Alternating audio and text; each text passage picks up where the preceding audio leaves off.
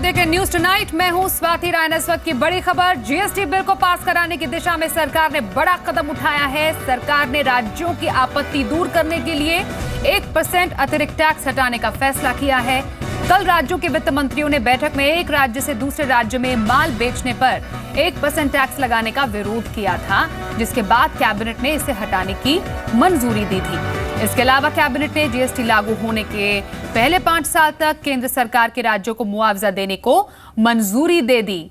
Bill के मौजूदा प्रावधानों के मुताबिक राज्यों को सिर्फ 3 साल तक मुआवजा मिलना था। राज्यसभा की सिलेक्ट कमेटी ने भी राज्यों को 5 साल तक मुआवजे की सिफारिश की थी। कैबिनेट की मंजूरी के बाद ही जीएसटी बिल को राज्यसभा में पेश किया जाएगा।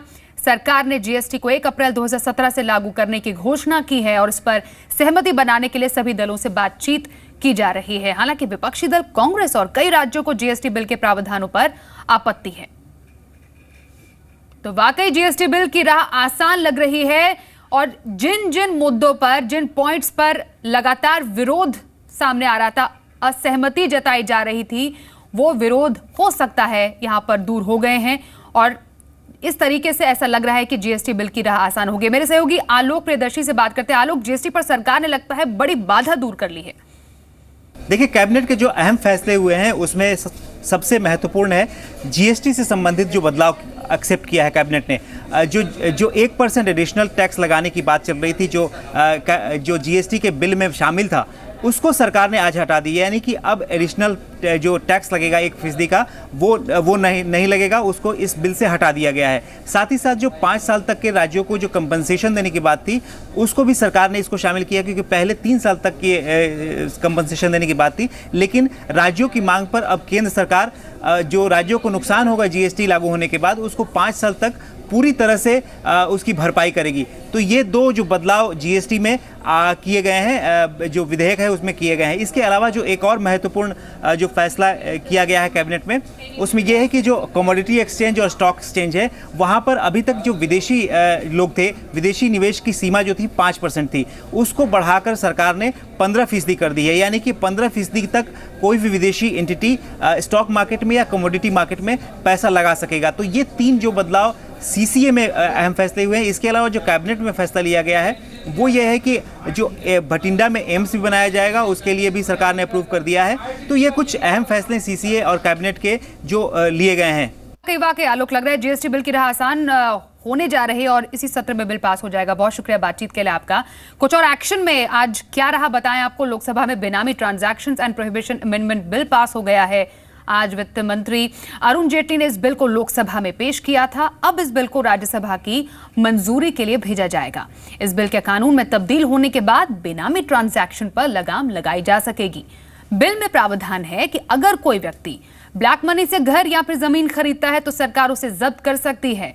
इस बिल में जो संशोधन किए गए हैं उसके तहत जो लोग अघोषित संपत्ति के बारे में सरकार को बता देंगे, उन्हें सजा नहीं मिलेगी।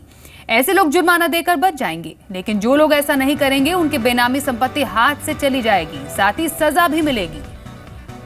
बेनामी संपत्ति उसे कहते हैं जिसे कोई व्यक्ति दूसरे के नाम पर खरीदता है। यह कानून को धोखा देने का एक तरीका है।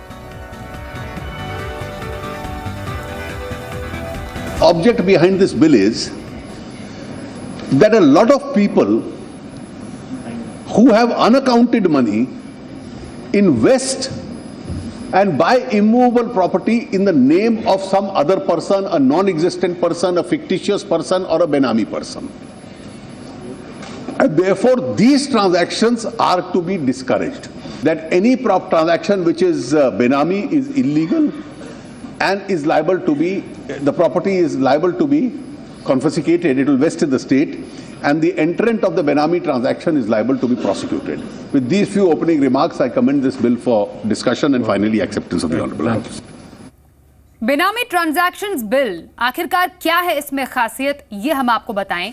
दरअसल फर्जी नाम से खरीदी गई संपत्ति बेनामी होगी, ये क्लियर कट इसमें बताया गया है। जिसके नाम पर संपत्ति है उसे जानकारी होना जरूरी है।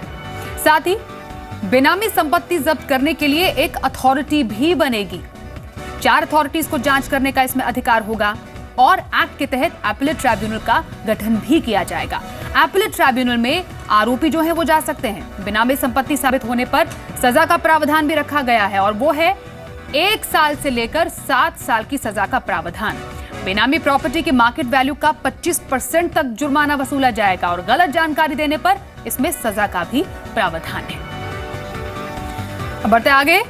मंदसौर के मुद्दे पर आज संसद में जोरदार हंगामा हुआ। विपक्ष ने आरोप लगाया कि गौ रक्षा के नाम पर दलितों और मुसलमानों को निशाना बनाया जा रहा है। राज्यसभा में बीएसपी अध्यक्ष मायावती ने मंदसौर में महिलाओं की पिटाई का मुद्दा उठाया। आरोप लगाया कि बीजेपी सिर्फ महिलाओं के सम्मान का नारा देती है। मायावती को कांग्रेस का भी साथ मिला। सरकार ने दलील दी कि मध्य प्रदेश सरकार ने कार्रवाई की है। जो मेरे ख्याल वो ठीक नहीं है, सरकार को जवाब देना चाहिए। गौ रक्षा होनी चाहिए, लेकिन गौ रक्षा के नाम पर बहाना करके दलित और मुसलमानों को टारगेट करने के खिलाफ है। मध्य प्रदेश की राज्य सरकार ने उस पर कार्रवाई की है और जो भी उसमें दोषी हैं उनके खिलाफ जो है वो मुकदमा किया है। हाल के दिनों में गौ रक्षा के नाम पर कई जगह गुंडागर्दी की गई है। दिल्ली के मुख्यमंत्री अरविंद केजरीवाल ने बुधवार को प्रधानमंत्री नरेंद्र मोदी पर बड़ा आरोप लगाते हुए कहा कि पीएम मोदी गुस्से में बौखला गए हैं, वो मेरी हत्या भी करा सकते हैं। केजरीवाल ने यूट्यूब पर दरअसल एक वीडियो अपलोड किया जिसमें यह बात कही। यूट्यूब पर अरविंद केजरीवाल की ओर से एक वीडियो संदेश जारी किया गया। आम आदमी के नाम पर अरविंद केजरीवाल के संदेश में पीएम पर जमकर निशाना साधा गया। मोदी जी बिल्कुल बुरी तरह से बौखलाए हुए हैं, हम लोगों को लेकर बहुत ज्यादा बौखलाहट में है, गुस्से में है, बहुत ज्यादा गुस्से में है। केजरीवाल ने यहां तक कह दिया कि ये लोग मुझे मरवा भी सकते हैं। ये किसी भी हद तक जा सकते हैं, हमें मरवा भी सकते हैं, ये मुझे भी मरवा सकते हैं, कुछ भी कर सकते हैं। ये जेल तो बहुत छोटी चीज है, जेल तो मुझे लगता है सबको जाना ही पड़ेगा, ये क्लियर है, सारे एमएलए को जेल जाना पड़ेगा। केजरीवाल ने कहा पिछले कुछ दिनों से आम आदमी पार्टी के खिलाफ दमन चक्र चलाया जा रहा है। केजरीवाल ने कहा मोदी सरकार मैनिफेस्टो का अपना कोई भी वादा पूरा नहीं कर पाई। केजरीवाल ने कहा मोदी सरकार किसी भी तरह अपने विरोधियों को कुचलने का काम कर रही है। अब खबर महाराष्ट्र से। नो हेलमेट नो पेट्रोल के नियम पर महाराष्ट्र के पेट्रोल पंप हड़ताल करेंगे। पेट्रोल पंप मालिकों ने 1 अगस्त से ऑयल मार्केटिंग कंपनियों से पेट्रोल और डीजल नहीं खरीदने का फैसला किया है। दरअसल पेट्रोल पंप मालिक नाराज हैं कि सरकार ने नियम लागू करने का जिम्मा उन पर डाल दिया है। सरकार के आदेश के मुताबिक बिना हेलमेट पेट्रोल देने पर पंप मालिक जिम्मेदार होंगे। मुंबई में आज महाराष्ट्र के पेट्रोल पंप डीलर एसोसिएशन की बैठक में इस पर फैसला लिया गया। आपको बताएं मुंबई सहित पूरे महाराष्ट्र में 1 अगस्त से पेट्रोल पंप पर बिना हेलमेट वालों को पेट्रोल नहीं मिलेगा।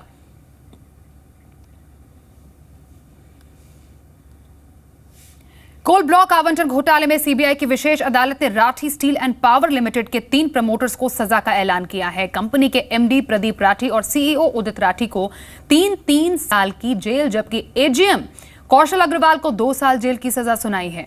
कोर्ट ने प्रदीप राठी पर 25 लाख, उदित राठी पर 45 लाख रुपए और कौशल अग्रवाल पर 5 लाख रुपए का जुर्माना भी लगाया है। साथ ही कोर्ट ने कंपनी पर भी 50 लाख रुपए का जुर्माना लगाया गया है। बाद में कोर्ट ने तीनों को जमानत दे दी ताकि सजा के खिलाफ हाई कोर्ट में अपील कर सकें। ये लोग गलत जानकारी के आधार पर कोल ब्लॉक पाने के मामले में दोषी करार दिए गए हैं।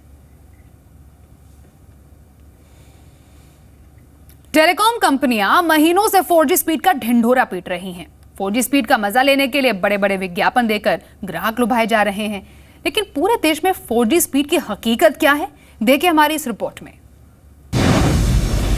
क्या 4G वाकई 4G है या 4G के नाम पर बड़ा धोखा? आज जब आप 4G स्पीड की हकीकत जानेंगे तो खुद को ठगा हुआ महसूस करेंगे। 4G के नाम पर हो रहा है बड़ा धोखा। सच तो यह है कि दावा 4G का, लेकिन स्पीड 3G की भी नहीं। और शर्मनाक तो यह कि 4G स्पीड के टेस्ट में कई कंपनियां फेल। ट्राई के सर्वे के हैरान करने वाले नतीजे हम आपको बताएंगे, लेकिन पहले यह जान लीजिए कि 4G या 3G कनेक्शन आपने लिया है तो आपको कितनी डेटा स्पीड मिलनी चाहिए। ट्राई के मानक के मुताबिक 4G कनेक्शन में कम से कम 10 Mbps की स्पीड मिलनी चाहिए। जबकि 4G कनेक्शन में अधिकतम स्पीड 50 Mbps तक हो सकती है। वही 3G की बात करें तो 3G कनेक्शन में कम से कम 3.6 Mbps की स्पीड आपको मिलनी चाहिए, जबकि 3G कनेक्शन में अधिकतम स्पीड 21 Mbps तक हो सकती है। लेकिन अब सुनिए हकीकत। ट्राई ने हाल ही में इंटरनेट की स्पीड पर एक सर्वे किया और इसमें उपभोक्ताओं से उनकी इंटरनेट की स्पीड शेयर करने के लिए कहा गया। इस सर्वे के जो नतीजे आए वो चौंकाने वाले हैं। इस सर्वे में देश की कई कंपनियों के नेटवर्क 4G के पैमाने पर खरे नहीं उतर पाए। दिल्ली में आइडिया की 4G स्पीड 11 Mbps है तो एयरटेल की 4G स्पीड 10.9 Mbps, लेकिन वोडाफोन की 4G स्पीड 4.7 Mbps ही निकली, यानी 3G के बराबर।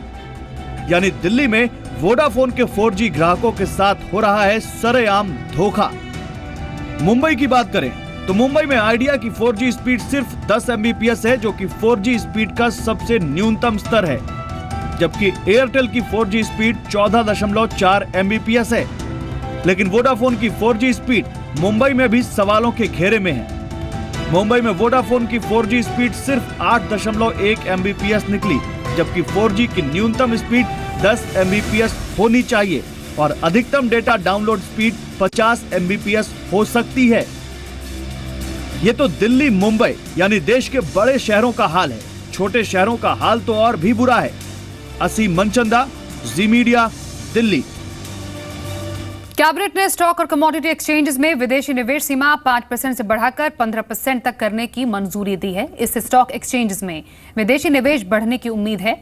इसके अलावा कैबिनेट ने फॉरेन पोर्टफोलियो इन्वेस्टर्स को स्टॉक एक्सचेंजेस में इनिशियल अलॉटमेंट के जरिए शेयर खरीदने की मंजूरी भी दी है। इससे भारतीय स्टॉक एक्सचेंजेस को ग्लोबल स्तर पर कॉम्पिटिटिवनेस बढ़ेगी और बीएसई, एनएसई जैसे स्टॉक एक्सचेंजेस में विदेशी निवेश भी बढ़ेगा। बात करते हैं शेयर मार्केट की क्या हलचल रही है आज। कारोबार में बाजार में उतार चढ़ाव देखने को मिला। भारतीय बाजारों की अच्छी शुरुआत हुई, लेकिन ऊपरी स्तरों पर बाजार नहीं टिक पाए और कारोबार खत्म होने पर सेंसेक्स 48 अंक, निफ्टी 25 अंक की बढ़त के साथ बंद हुए। कुछ सेक्टर्स में ऑटो, स्टील, शिपिंग, टेलीकॉम शेयरों में खरीदारी रही। वहीं फार्मा कंपनियों के शेयरों में आज बिकवाली देखने को मिली। कुछ रिजल्ट्स की बात करें। मौजूदा वित्त वर्ष की पहली तिमाही में भारतीय एयरटेल के नतीजे उम्मीद से बेहतर रहे। अप्रैल-जून तिमाही में कंपनी का मुनाफा 13% से ज्यादा बढ़कर 1462 करोड़ रुपए हो गया है और पिछले साल इसी तिमाही में कंपनी का मुनाफा 1290 करोड़ रुपए था। वहीं पहली तिमाही में कंपनी की आय 24,959 करोड़ रुपए से बढ़कर 25,573 करोड़ रुपए हो गई है।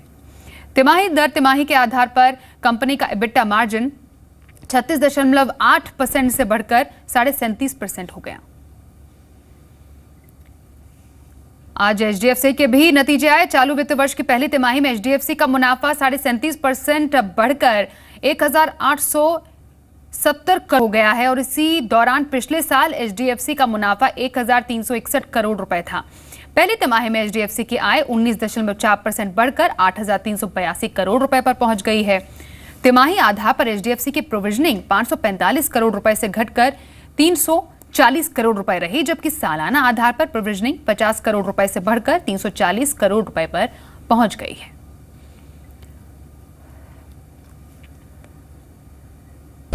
There could be a 0.25% cut. आने वाली क्रेडिट पॉलिसी में ब्याज दरों में कटौती की उम्मीद जताई है। एचडीएफसी के वाइस चेयरमैन और सीईओ के मिस्त्री ने कहा कि ब्याज दरों में 0.25% की कटौती हो सकती है। साथ ही उन्होंने कहा कि कंपनी की जनरल इंश्योरेंस कंपनी का आईपीओ लाने की कोई योजना नहीं है। There could be a 0.25% cut in rates. Whether it happens in this policy or it happens thereafter is difficult to say. But my personal view is that you should see a 0.25% cut and not much more than that. That's my view. I may be wrong. Market belief is that the reduction in rates will be a lot more. ISRO के chairman as Kiran Kumar का कहना है कि Bharat Dewas Antrix deal मामले में international tribunal के फैसले के खिलाफ अपील करेगा। आपको बताएं कि हेग स्थित परमानेंट कोर्ट ऑफ आर्बिट्रेशन ने देवास एंट्रिक्स डील मामले में भारत के खिलाफ फैसला सुनाया है। ट्राइब्यूनल के इस फैसले से भारत को मुआवजे के रूप में करीब $100 करोड़ यानी करीब 6,700 करोड़ रुपए की चपत लग सकती है। ट्राइब्यूनल ने फैसला सुनाया कि भारत सरकार ने मल्टीमीडिया फर्म देवास और इसरो की कमर्शियल इकाई एंट्रिक्स के बीच कॉन्ट्रैक्ट को गैर कानूनी तरीके से खत्म किया। ये कॉन्ट्रैक्ट 2 सैटेलाइट्स और इस बैंड स्पेक्ट्रम के इस्तेमाल को लेकर था। इस विवाद की वजह से इसरो के 5 वरिष्ठ वैज्ञानिकों की नौकरी भी चली गई थी, जिसमें उस समय इसरो के चेयरमैन जी माधवन नायर का नाम भी शामिल था।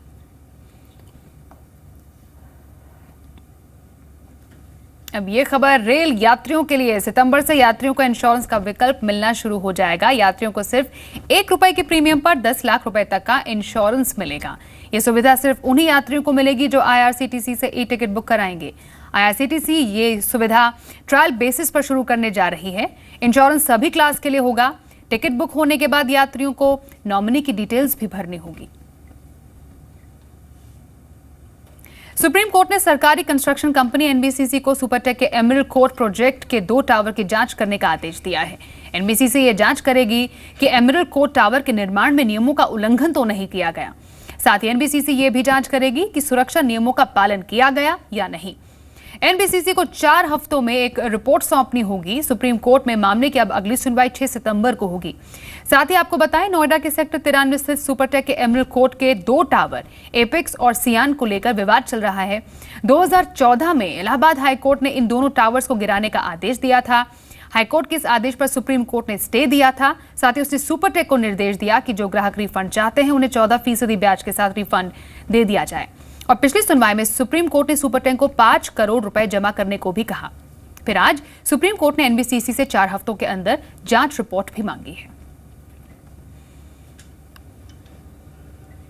आईफोन बनाने वाली कंपनी एप्पल जल्द ही भारत में अपना स्टोर खोल सकती है। एप्पल के CEO टिम कुक ने इसका संकेत दिया है। एक इन्वेस्टर कॉल में टिम कुक ने कहा कि भारत उनके लिए सबसे तेज ग्रोथ करने वाला मार्केट है। पिछले 3 तिमाहियों में भारत में आईफोन की बिक्री 51% बढ़ी है।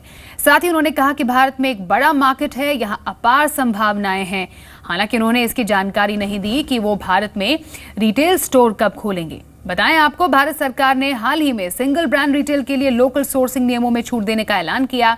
यानी हाई एंड टेक्नोलॉजी कंपनियों के लिए 30% लोकल सोर्सिंग नियमों में छूट दी गई है। और टिम कुक मई में इसी साल भारत भी आए थे। भारत सरकार ब्रिटेन से कोहिनूर हीरे को वापस लाने के लिए एक बार फिर से कोशिश करेगी। सूत्रों के मुताबिक विदेश मंत्रालय और संस्कृति मंत्रालय कोहिनूर को वापस लाने के लिए राजनीतिक तौर पर कोशिशें करेंगे। सूत्रों का कहना है कि इस मामले में सरकार 15 अगस्त से पहले सुप्रीम कोर्ट में नया एफिडेविट दाखिल करेगी। साथ ही PMO और इस मामले से जुड़े दूसरे मंत्रालय इस बारे में फैसला लेंगे कि ब्रिटेन से बातचीत राजनीतिक स्तर पर हो या प्रधानमंत्री के स्तर पर। साथ ही बताएं कि थेरेसा मे ब्रिटेन की नई PM बनी है। सूत्रों का यह कहना है कि सरकार के पास कोहिनूर पर दावे का मजबूत कानूनी आधार है, लेकिन पहले वो राजनीतिक स्तर पर बातचीत करना चाहती हैं।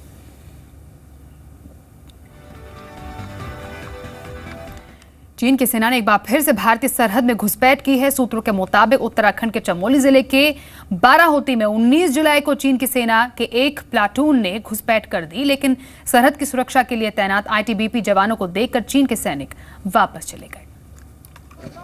सूत्रों के मुताबिक उत्तराखंड के चमोली जिले के बाराहोती में 19 जुलाई को चीन की सेना के एक प्लाटून ने घुसपैठ की, लेकिन सरहद की सुरक्षा के लिए तैनात ITBP जवानों को देखकर चीन के सैनिक वापस चले गए। ITBP ने घुसपैठ की रिपोर्ट गृह मंत्रालय को भेजी है। उत्तराखंड के मुख्यमंत्री हरीश रावत ने घुसपैठ की पुष्टि की है, लेकिन गृह मंत्रालय इस पर चुप्पी साधे हुए है। हम प्रारंभ से ही कहते रहे कि यहाँ विजिलेंस आप बढ़ाइए करके। मैं समझता हूँ भारत सरकार जो आवश्यक कॉग्निजेंस लेनी है वो लेंगे और सूचना बिल्कुल सही। कितना अंदर आया ये पूरा रिपोर्ट मंगवा के हम देखेंगे। अगर वो हमारा जो सीमा जिसको हम मानते कि हमारा सीमा के अंदर है वहाँ आने का अगर कोई हुआ तो उसको इंट्रूजन मानते हैं। एक बात प्राइम मिनिस्टर के मुंह से निकले कि देश के हित में वो कुछ कहे, जबान खोले। भारतीय सीमा में चीन की सेना पहले भी घुसपैठ कर चुकी है। 9 जून को अरुणाचल प्रदेश के पूर्वी केमेंग जिले में चीन के 250 सैनिकों ने घुसपैठ की। 8 मार्च को चीन के सैनिकों ने जम्मू कश्मीर के लद्दाख में भारतीय सीमा के अंदर 6 किलोमीटर तक घुसपैठ की। अप्रैल 2013 में चीन के सैनिकों ने लद्दाख की डेस्पांग घाटी में घुसपैठ की। 1 महीने तक गतिरोध बना रहा। डोप टेस्ट में फेल हुए पहलवान नरसिंह यादव ने सच सामने लाने के लिए पुलिस में एक FIR दर्ज करवाई है। देखिए रिपोर्ट।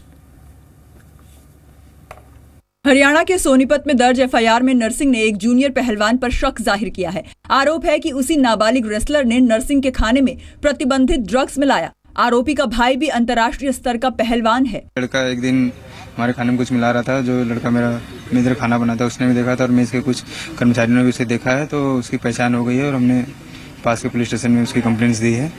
इसी बीच भारतीय कुश्ती संघ ने नरसिंह की जगह रेसलर प्रवीण राणा को रियो भेजने का फैसला किया है। खेल मंत्री विजय गोयल ने फैसले पर सवाल उठाए। अगर आपका खिलाड़ी डोपिंग के अंदर आपकी एंटी डोपिंग पैनल ने उसको प्रोविजनली सस्पेंड किया हो और उसकी अगर फाइनल रिपोर्ट आ गई है तो फिर कोई खिलाड़ी सब्स्टिट्यूट नहीं हो सकता।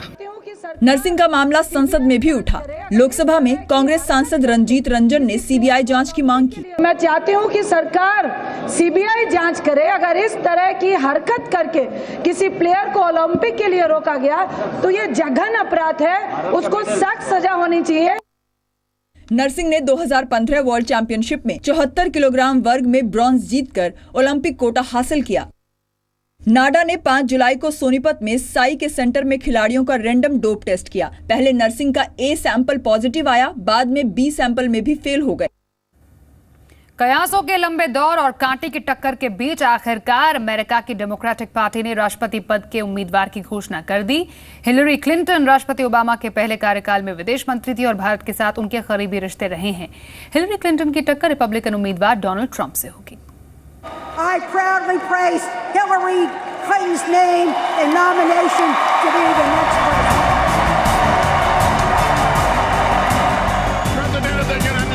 अमेरिकी राष्ट्रपति चुनाव में डेमोक्रेटिक उम्मीदवार हिलरी क्लिंटन होंगी। जून में ये तय हो गया था, लेकिन अब ये ऑफिशियल हो गया है कि अमेरिका में होने वाले राष्ट्रपति चुनाव के लिए हिलरी क्लिंटन डेमोक्रेटिक पार्टी की उम्मीदवार होंगी। अमेरिका के इतिहास में पहली बार है जब एक महिला राष्ट्रपति पद की उम्मीदवार बनी है। फिलाडेल्फिया में डेमोक्रेटिक पार्टी के राष्ट्रीय सम्मेलन में पार्टी प्रतिनिधियों ने हिलरी क्लिंटन को राष्ट्रपति पद के लिए अपना आधिकारिक उम्मीदवार घोषित कर दिया। साउथ डकोटा के निर्णायक 15 वोट मिलने के साथ ही हिलरी क्लिंटन ने जरूरी 2382 वोट की सीमा पार कर ली। हिलरी क्लिंटन को कुल 2842 वोट मिले, जबकि उनके प्रतिद्वंदी बर्नी सैंडर्स को 1865 वोट मिले। डेमोक्रेट उम्मीदवार घोषित किए जाने के बाद हिलरी ने ट्वीट करके कहा, हिस्टोरिक। इससे पहले अपनी महीनों पुरानी कड़वाहट को खत्म करते हुए वर्मोंट से सांसद बर्नी सैंडर्स ने अपनी प्रतिद्वंदी हिलरी का समर्थन किया था।